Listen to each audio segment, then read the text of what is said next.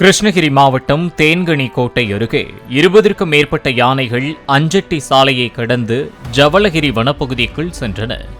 பயிர்களை யானைகள் சேதப்படுத்துவதை தடுக்க அவற்றை கண்காணித்து அடர்ந்த வனப்பகுதிக்குள் விரட்டும் பணியில் வனத்துறையினர் ஈடுபட்டுள்ளனர்.